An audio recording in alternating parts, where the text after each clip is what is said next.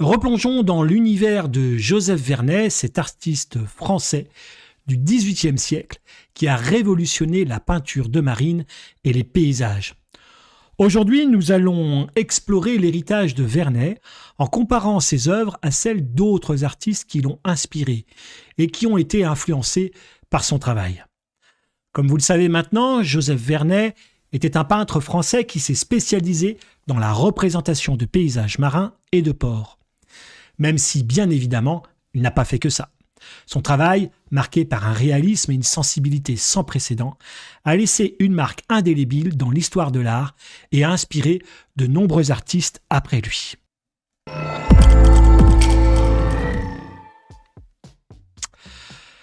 Alors, commençons par examiner le travail de Louis Carmontel, un peintre français du XVIIIe siècle célèbre pour ses paysages imaginaires empreints de romantisme et de rêverie. Saviez-vous que Carmontel a souvent utilisé ses créations comme décors pour des pièces de théâtre et des fêtes en plein air ? Il déroulait par un mécanisme un grand rouleau peint et il prenait le rôle des différents personnages qu'il peignait, en amusant la cour et en caricaturant les personnes de la cour. Carmontel, tout comme Vernet, excelle dans la création de paysages soigneusement orchestrés. Cependant, là où Vernet ancre son travail dans la réalité portuaire, tout en y injectant une touche d'idéalisation méditerranéenne, Carmontel se libère dans un monde purement fantaisiste. Le premier fait rêver par le prisme du réel, tandis que le second évoque un univers idyllique où l'harmonie visuelle et la mise en scène sont empreintes de poésie et d'évasion. Autre artiste que nous avons déjà évoqué, Claude Lelorrain, un maître du paysage du XVIIe siècle, dont les œuvres sont baignées d'une lumière dorée et qui ont souvent pour cadre des scènes mythologiques. On peut voir à droite l'une de ses peintures et à gauche, vous remarquerez que j'ai utilisé les gravures de Cochin, donc il s'agit d'un détail d'une œuvre de Vernet. Le Lorrain était donc connu pour ses voyages en Italie et ses études minutieuses de la lumière du soleil, ce qui lui a permis de développer un style distinctif qui a fortement influencé les peintres paysagistes européens. Avec le Lorrain, nous pénétrons dans un univers où la lumière nous arrive de devant, en plein visage, et cette lumière dorée transcende les scènes mythologiques. Elle crée des décors empreints de poésie et d'une certaine grandeur. Vernet, tout en s'inspirant de cette poésie lumineuse, remplace l'idéal antique de Lorrain par un tableau moderne et réaliste d'une scène portuaire. Alors que le Lorrain nous transporte dans des récits légendaires, Vernet nous présente la magnificence de son époque avec une précision documentée. Autre grand maître qui a largement influencé le Lorrain, Vernet, Claude Nicolas Poussin, un autre géant du XVIIe siècle, réputé pour ses compositions rigoureuses et ses scènes mythologiques, empreintes de grandeur.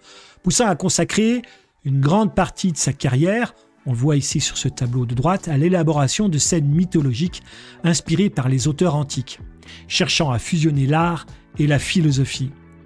Poussin compose des drames mythologiques avec une nature presque figée et architecturée, où chaque élément est calculé avec une précision rigoureuse. Vernet reprend cette composition mais insuffle à ses œuvres une dynamique plus vivante, avec des personnages animés et une lumière vibrante. Tandis que Poussin impose un ordre classique, Vernet capte la fluidité de la vie quotidienne. Je vous propose maintenant d'évoquer un autre artiste qui est André Lenôtre. Alors Lenôtre est évidemment très connu comme le maître des jardins en terrasse et de la perspective, les jardins à la française. Alors il a été chargé par Louis XIV de transformer les jardins de Versailles. Il a établi des normes de conception paysagère qui ont influencé et qui influencent encore aujourd'hui la conception de certains jardins avec cette tradition dite tradition française. Alors les lois sont les suivantes: harmonie, symétrie, motif, rationalité. Comme les jardins de Lenôtre, Vernet organise son paysage avec une maîtrise impeccable de la perspective. La recherche d'équilibre et d'ordonnancement est évidente, bien que Vernet applique ses principes non pas à un jardin, mais à une vue portuaire expansive.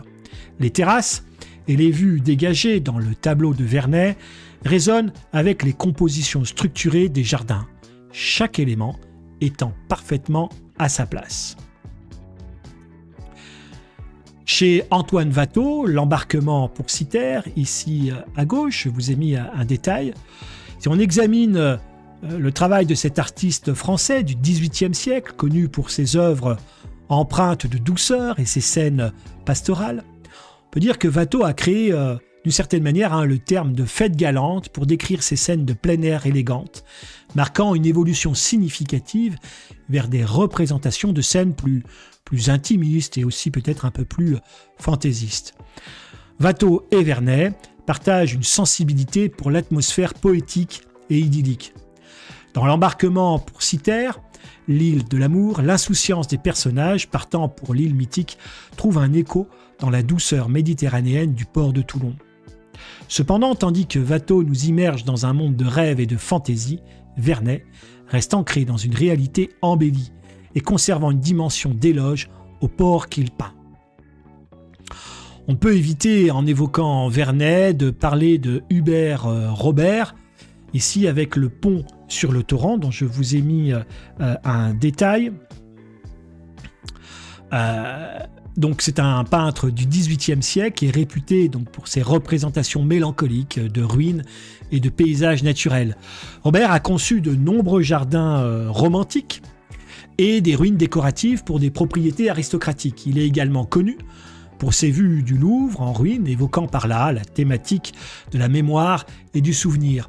Chez Robert, la nature sauvage et l'architecture en ruine créent une sorte d'atmosphère empreinte de mélancolie qui annonce le romantisme. Vernet, en revanche, y maintient un équilibre plus classique, où l'ordre humain prédomine sur la nature.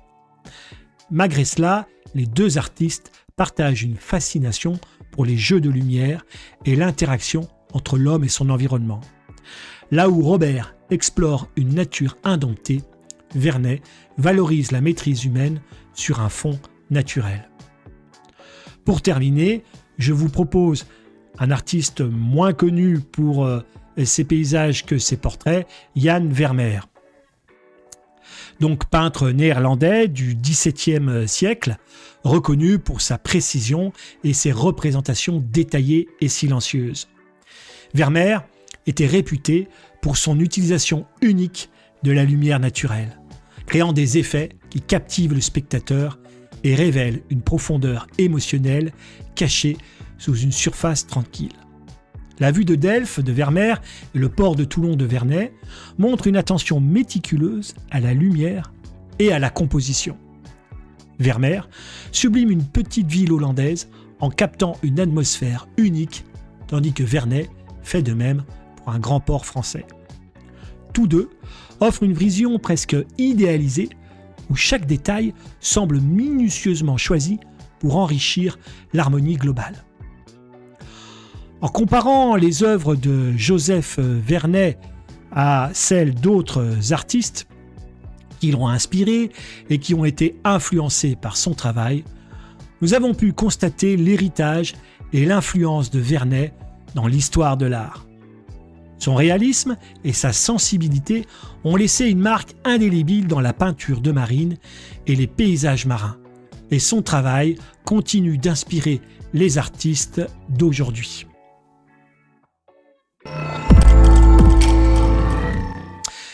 Merci d'avoir regardé cette vidéo sur Joseph Vernet et son héritage. Après cette virée dans les abysses de l'expression artistique, remettons les compteurs à zéro, rangeons les stylos, retour à la case départ jusqu'à la prochaine exploration.